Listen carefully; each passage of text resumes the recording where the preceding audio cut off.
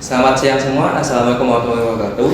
Perkenalkan, nama saya Satya Parsisaya Sutistira dari Manajemen 2023. Konsentrasi saya adalah manajemen pemasaran. Nah, pada kesempatan kali ini saya akan menjelaskan mengenai materi-materi yang akan digunakan pada UTS Manajemen Keuangan untuk semester kedua. Bisa dilanjut. Nah, yang pertama itu ada analisis laporan keuangan. Nah, untuk analisis laporan keuangan ini terdiri dari 3 laporan, yaitu pertama laporan posisi keuangan, kedua laporan laba rugi, dan yang terakhir adalah laporan arus kas. Dalam menentukan tiga laporan tersebut, ada rumus-rumus yang tercantum di dalam laporan tersebut. Yang pertama adalah rasio lancar, di mana rasio lancar ini rumusnya adalah kalian aset per kalian liabilities. Untuk selanjutnya ada quick ratio, yaitu kalian aset dikurangi inventories ataupun persediaan per kalian liabilities. Lalu ada DSO atau Days Sales Outstanding, yaitu receivable per average sales per day sama dengan receivable per annual sales per 365. Kenapa kok dibagi 365? Karena dalam satu tahun terdiri dari 365 hari. Lalu yang keempat ada fixed asset turnover ratio, yaitu sales dibagi net fixed asset. Lalu yang kelima ada rasio perputaran total aset, yaitu sales per total aset. Yang keenam ada rasio utang, yaitu menyamakan total debt per total capital sama dengan total debt per total debt plus equity. Lalu yang ke-7 ada equity ratio, yaitu EBIT atau earn before interest and tax per interest charge. Lalu yang ke-8 ada operation margin, yaitu earn before interest tax per sales. Lalu yang ke-9 ada return on asset atau ROA, yaitu net income per total aset. Yang ke-10 ada return on equity atau ROE, yaitu net income per common equity. Yang ke-11 ada return on invested capital ROIC, yaitu EBIT earned before interest tax dikali 1 dikurangi T per total invested capital. Lalu yang terakhir ada basic earning power atau BEP, yaitu earning before interest tax per total assets. Nah, untuk rumus selanjutnya ini lebih ke rumus menghitung lembar saham ataupun lembar yang digunakan pada suatu perusahaan, yaitu pertama ada EPS atau earning per shares, yaitu laba saham biasa per saham biasa yang beredar. Lalu yang kedua ada book value per shares, yaitu common equity per shares outstanding. Yang ketiga ada market atau book ratio, yaitu market price per share per book value per shares. Lalu yang terakhir ada enterprise value, yaitu menambahkan market value of equity, market value of debt, dan market value of other financial cash, lalu dikurangi oleh cash dan equivalent dari perusahaan tersebut. Nah, mungkin untuk materi analisis laporan keuangan sangat singkat ya, tapi untuk materi kedepannya jauh lebih panjang, yaitu kita langsung lanjut ke manajemen modal kerja. Nah, di manajemen modal kerja ini rumus utamanya itu satu, yaitu CCC, yaitu cash conversion cycle, di mana cash conversion cycle memiliki rumus yaitu cash conversion period ditambah average collection period dikurangi payables deferred period. Nah, untuk pada contoh kali ini saya memiliki contoh soal, yaitu Kirana Corporation memiliki periode konversi persediaan inventory provision period sebesar 68 hari. Rata pengumpulan piutang atau average collecting period sebesar 42 hari. Dan rata-rata periode pembayaran hutang atau payables deferred period sebesar 35 hari dengan diketahui penjualan tahunan adalah $4.200.000. Nah, kita akan menghitung pertama berapa lama siklus konversi kas atau cash conversion cycle atau bisa dikenal CCC. Lalu yang kedua ada jika kebutuhan kas per hari Kirana Corporation sebesar $12.000, berapa jumlah modal kerja yang dibutuhkan. Yang ketiga ada jika seluruh penjualan tahunan adalah kredit, berapa investasi pada piutang. Dan yang terakhir ada berapa kali perputaran persediaan dalam 1 tahun. Oke, kita lanjut ke nomor 1. Nah, di nomor 1 kan kita harus mencari cash conversion cycle dari Kirana Corporation. Nah, untuk rumusnya hanya perlu ditambahkan antara inventory conversion period dan average collection period ataupun persediaan dan rata-rata. Nah, lalu dikurangi oleh hutang yang akan dibayar, yaitu payable deferred period. Maka akan ditemukan CCC sama dengan 68 ditambah 42 dikurangi 35 hari, yaitu sama dengan 75 hari. Lalu kita menghitung modal kerja yang dibutuhkan. Modal kerja yang dibutuhkan ini memiliki rumus, yaitu CCC dikali kebutuhan kas harian, di mana kebutuhan kas harian sesuai soal tersebut adalah $12.000. Maka karena CCC-nya sudah ketemu, yaitu 75 hari, maka bisa ditemukan bahwa 75 dikali $12.000 sama dengan $900.000. Nah, Lalu yang ketiga ada menghitung investasi pada piutang, yaitu investasi piutang memiliki rumus yaitu average collection period per 365 hari karena 1 tahun terdiri dari 365 hari dikali penjualan tahunan, yaitu di sana ada 4.200.000 dolar. Lalu maka akan ditemukan investasi piutang ada 42 hari karena ini sudah ada di soal. Lalu dibagi 365 hari dikali 4.200.000 dan hasil akhirnya adalah 483.333,333 dolar. Lalu yang terakhir adalah menghitung perputaran persediaan, yaitu inventory turnover, yaitu dengan membagi 365 dengan inventory conversion period. Inventory conversion periodnya sudah diketahui bahwa di situ ada 68 hari, berarti bisa langsung dihitung adalah 365 dibagi 68 hari, yaitu 5,37 per tahun. Nah, selanjutnya bab manajemen piutang dan persediaan. Nah, pada manajemen piutang dan persediaan ini kita membahas mengenai bagaimana kita bisa menghitung suatu piutang dan manajemen persediaan seperti EOQ dan just in time. Oke. Nah, untuk manajemen piutang sendiri, piutang merupakan modal kerja yang selalu berputar secara terus-menerus.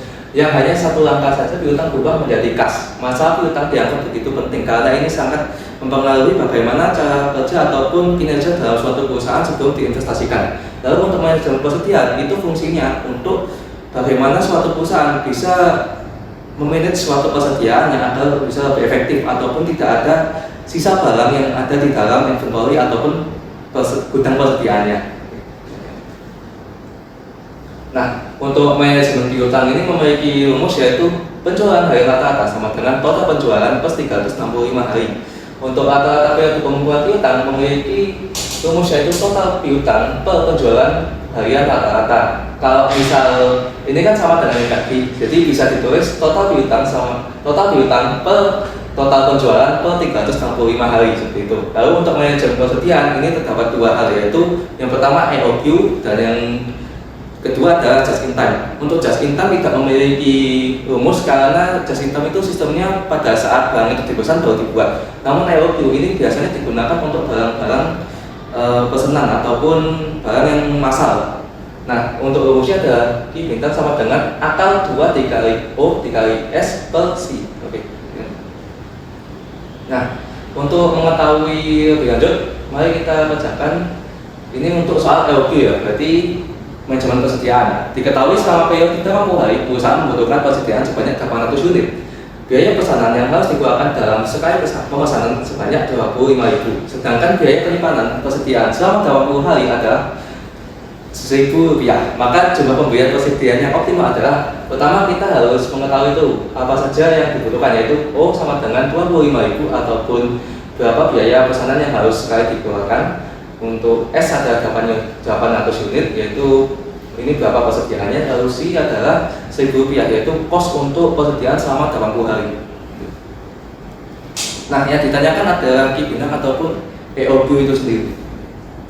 Nah, bisa ditemukan bahwa rumusnya adalah Q bintang sama dengan akal 2 dikali O dikali S per C. Nah, O-nya kan sudah diketahui yaitu Rp25.000 lalu dimasukkan ke sini. Lalu untuk selanjutnya persediaannya langsung dimasukkan ke sini, yaitu dikali 800 unit per Rp1.000 karena nanti kosnya membutuhkan Rp1.000.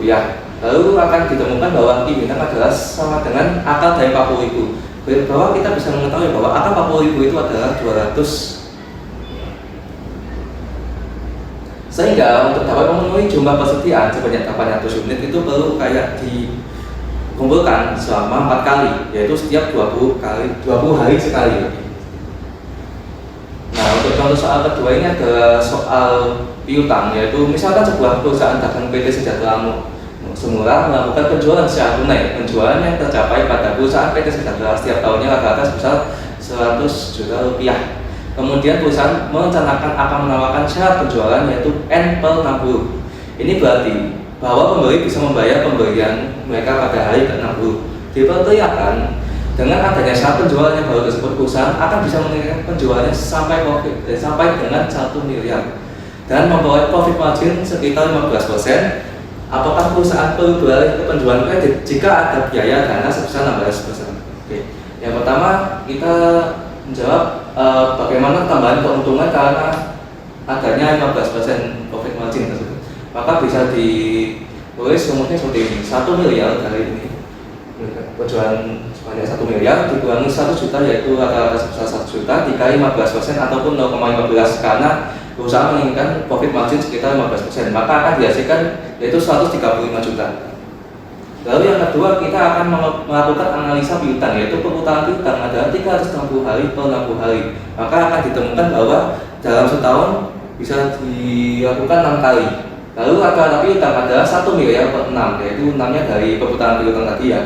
Jadi 1 miliar dibagi 6 adalah 166.666.666 rupiah. Nah, karena tadi sudah menemukan 166.666.666, maka dikalikan dengan 85%, yaitu 85% ini dari profit margin tadi 100% dikurangi 15%, maka akan ditemukan adalah 141.666 rupiah 666.666 rupiah. Nah, biaya dana tersebut belum final karena masih ada dana sebesar biaya dana sebesar 16%, maka akan ditemukan bahwa dana 151.666.666 rupiah ini dikali 0,16, maka hasilnya adalah 22.666.666 rupiah. Oke, selanjutnya ada bab manajemen kas dan surat berharga. Dalam bab ini kita mempelajari mengenai model Baumol dan Miller-Url. Nah, Baumol sendiri itu menyatakan bahwa dua jenis biaya yang terkait dengan satu kas. Jenis pertama adalah biaya transaksi dan jenis kedua adalah biaya penyimpanan. Untuk Miller-Url adalah manajemen kas yang dikembangkan untuk bisnis dengan arus kas masuk dan keluar yang tidak pasti. Intinya itu Miller-Url itu biasanya digunakan untuk suatu hal yang tidak pasti dalam suatu perusahaan. Nah, untuk rumusnya sendiri Baumol model cukup sederhana ya, karena bisa ditemukan I sama dengan 2 dikali C dikali D per I. Sedangkan untuk Miller-Url model itu lebih rumit karena terdiri dari 3 rumus, yaitu I sama dengan bunga investasi pada sekuritas per tahun ataupun per hari per tahun, jadi 365 hari normalnya. Lalu ada Z, yaitu 3 dikali O dikali tanda ini pangkat 2 per 4I. Sebenarnya ini ada kesalahannya, jadi saya tuliskan rumus yang sebenarnya seharusnya rumus utamanya seperti ini.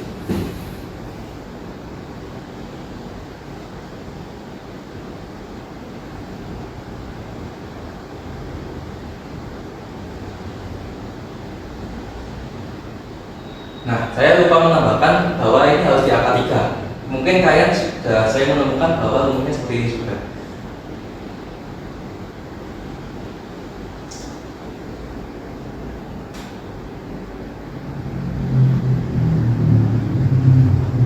Ini sama saja ya semuanya. Jadi mau pangkat 1/3 ataupun angka 3 itu sama nanti hasilnya. Oke, lalu hanya ada Z dikali 3. Jadi untuk menemukan hal kita harus menemukan Z terlebih dahulu. Untuk menemukan Z kita harus menemukan I terlebih dahulu. Nah, ini langsung kita ke contoh soal, yaitu metode Miller-Url, yaitu PT Miracle memiliki aliran kas berfluktuasi dengan standar deviasi adalah aliran kas $80.000, sedangkan biaya untuk mengkonversi surat berharga yaitu $10. Nah, hitungan batas atas atau H1 pada perusahaan tersebut dan jelaskan makna dari angka tersebut. Nah, ini asumsinya dalam 1 tahun itu terdapat 365 hari. Lalu soal menyuruh kita untuk menggunakan model Miller dan Url. Oke, untuk jawabannya adalah pertama kita harus mengetahui apa saja yang dibutuhkan, yaitu kita punya standar deviasi yaitu $80.000, untuk O ada $10, dan untuk bunga investasi ada 12% per tahun. Nah, tadi kan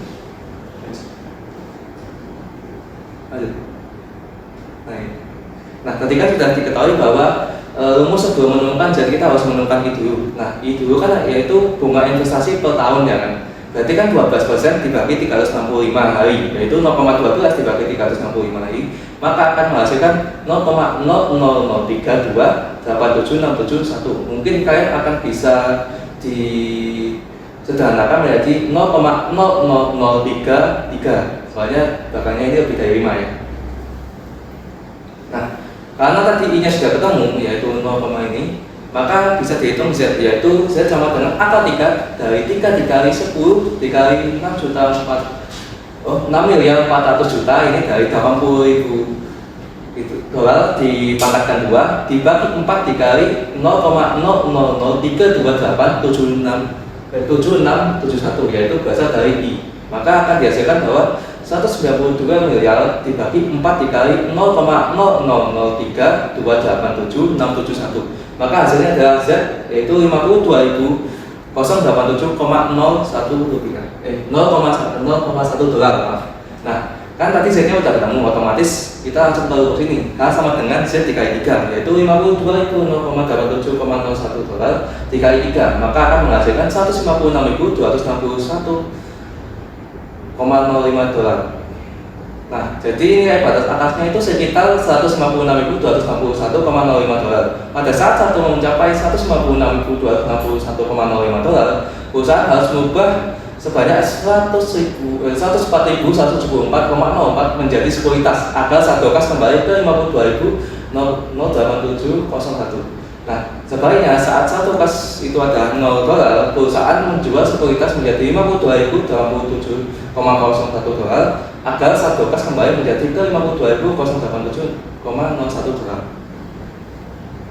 Lalu selanjutnya ada soal yang lebih sederhana, yaitu metode Baumol, yaitu PT Tamara memiliki kebutuhan uang kas per tahun yaitu 500 juta, biaya tetap untuk mengkonversi surat berharga menjadi kas sebesar 100.000 rupiah dan biaya penyimpanan kas sebanyak 12%. Nah, berapakah surat berharga yang paling ekonomis untuk bisa dibayarkan atau dikonversi pada perusahaan tersebut?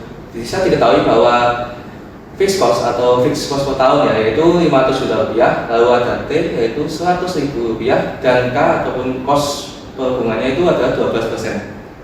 Nah, yang ditanyakan adalah berapakah surat berharga yang paling ekonomis untuk menjadi kas pada saat 0 rupiah, atau kita bisa mencari C ya. Nah, maka akan ditemukan rumus seperti ini. C sama dengan 2 dikali 500 juta dikali 100.000 per 12%. Otomatis C sama dengan akal dari ini 10 pangkat 14 bisa disebut saja ya. Di 10 pangkat 14 per 12%. Maka akan menghasilkan, ini nanti kalian bisa tulis 8,33 dikali 10 pangkat 14, maka hasil akhirnya adalah 28.867.513,459,481 rupiah. Sekian dari presentasi saya. Apabila saya ada salah kata, saya minta maaf. Selamat siang semuanya. Assalamualaikum warahmatullahi wabarakatuh.